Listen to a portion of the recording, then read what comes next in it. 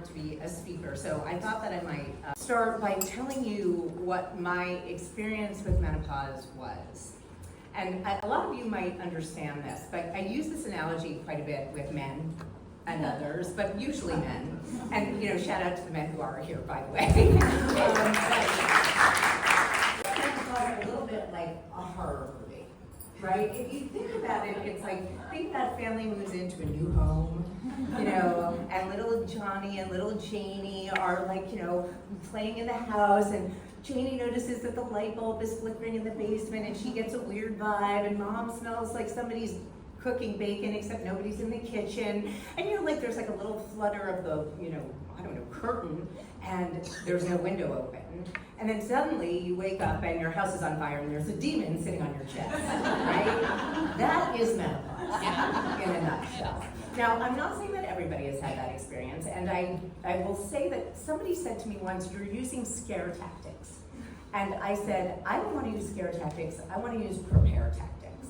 Because nobody told me that menopause was going to come when I was a relatively young, incredibly good-looking, happy human being that got hit by a freight train and started to wither away. I mean, I don't know about you, but my ass is melted. My knees, it's okay, I'm fine with it. It just took a second for me to cope.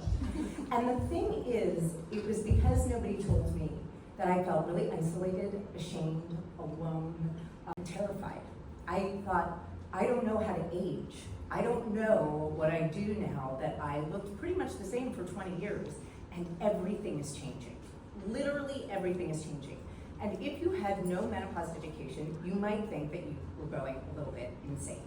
And I don't use that word so lightly. There was a point where I felt that I could not walk across the Brooklyn Bridge without wanting to throw myself off of it. And so I started the conversation really by being in talks with a larger company about acquiring a brand that they had yet to launch called State of Menopause. And I closed that company as soon as I realized that so many people were coming to the site for our information, for all the doctor articles that we had written. And I realized that if you are experiencing rage, depression, anxiety, joint pain, headaches, sleeplessness, whatever it is, you don't need a new face oil from me, especially with no incredible magic ingredient involved, right? There was nothing that I was bringing to the table that I felt wasn't extractive.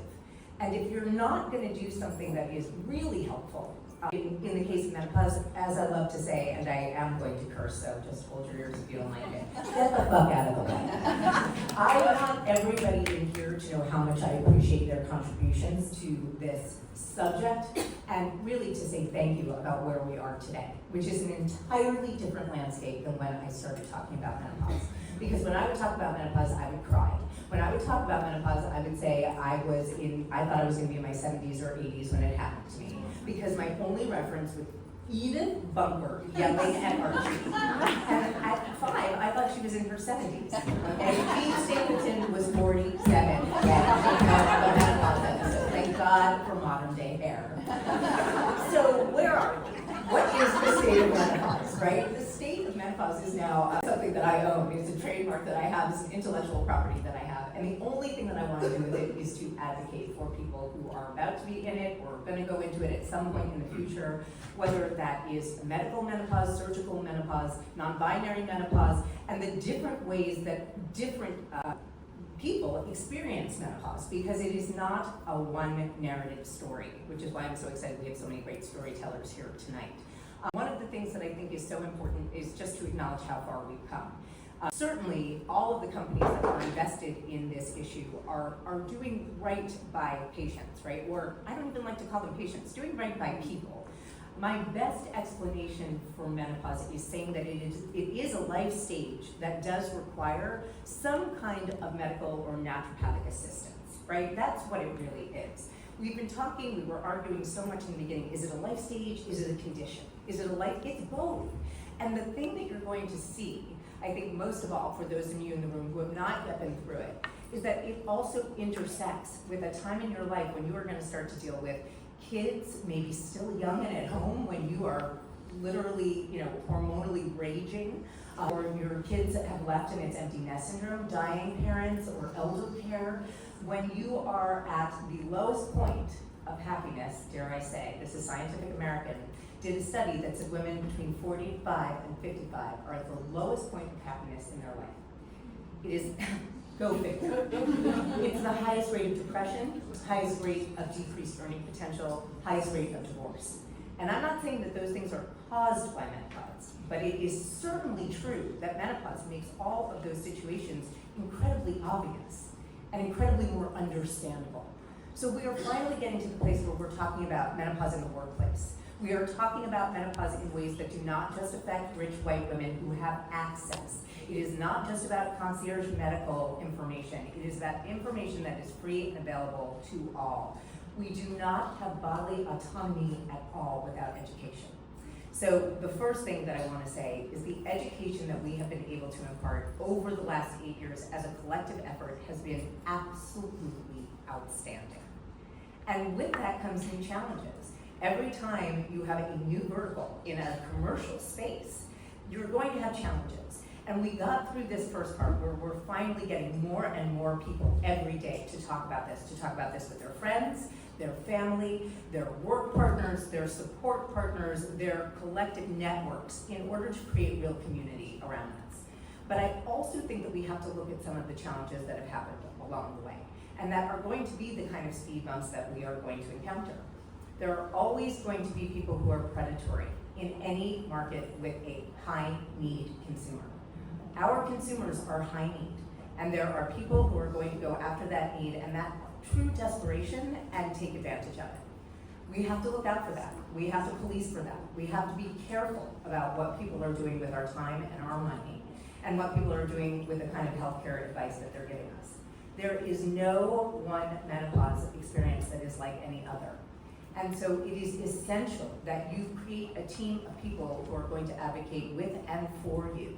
That includes your doctor, your gynecologist, your endocrinologist, any of the doctors that you deem necessary should be a part of this experience. And also, by the way, if you find that a doctor is blowing you off or not taking your needs seriously, you have permission to fire them. Because you know what else ended after my period? People pleasing. I don't care what you think. If I am not getting what I need from my doctor, I'm going to fire my doctor. If I'm not getting what I need from a therapist, I'm going to fire a therapist. I'm going to create the path that's right for me now. And as people that we consider to say, you know, people in menopause do a lot of caretaking. And, you know, this is hormonal and physiological in so many ways. We do have to make room for the people who are not taking care of kids, not taking care of parents, people who are just going through this experience and what that looks like for them. There's also an incredible opportunity here to start thinking about the intersection of menopause and longevity and menopause and death. Because I will be honest, when I started talking about menopause, people told me that I was committing career suicide. And I'm like, I didn't. I can talk about fashion and menopause. And one of the things that also came out of it was that menopause was kind of like a dirty word. People were telling me I was going to commit career suicide because menopause was like, ooh, you're talking about aging, or you're talking about inching closer to death. Well, death is the other thing we don't love to talk about, and we don't take very good care of our elderly in this country. Once you turn the menopause corner, you are looking at the back half. That doesn't have to be a bad thing. To me, that is such an inspiring thing. Do all the things you want to do, right? Your someday is today. But also, this is an incredible opportunity to think about how we care for ourselves as we age, considering that our longevity is now going to be a whole lot longer.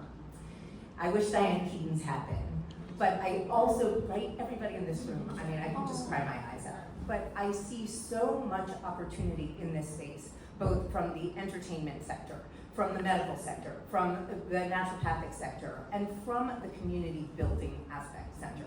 What is happening in our country right now is pretty terrifying to a lot of us, and I just want to say that the more community we build around each other, the more successful our companies will be, the more successful our funds will be, and putting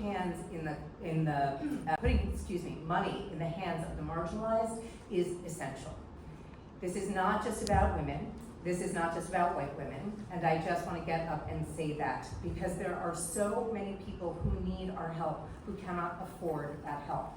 And we cannot afford to have anybody marginalized out of their own health care. So I ask you, everything that you hear tonight and everything that you share with people going forward, make sure that it's information that they can take to their doctor. Make sure that we're starting to talk to insurance companies. Why are hormones more expensive than antidepressants? Why do they have to cost anything? Why isn't this our right? So these are things that, while I'm so impressed by the black box work that we've done to have that taken off of vaginal estrogen, there is more work to do. There is an equality issue here about healthcare and about how complicated, born at birth female physiology is.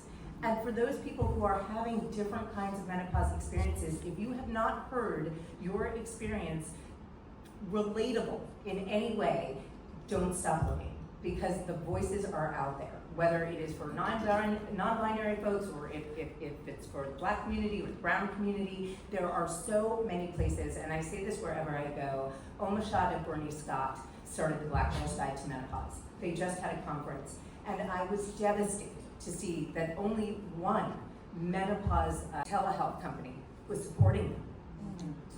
We need more. We need more. We need money in the hands of people who want to get marginalized voices out there.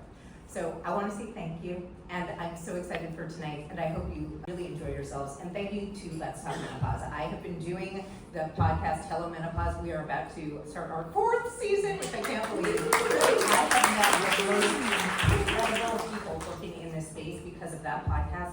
I can't encourage you enough to listen to it. The experts on there really make my heart sing, and they make my heart sing for all of us. So thank you again, and thanks for having me.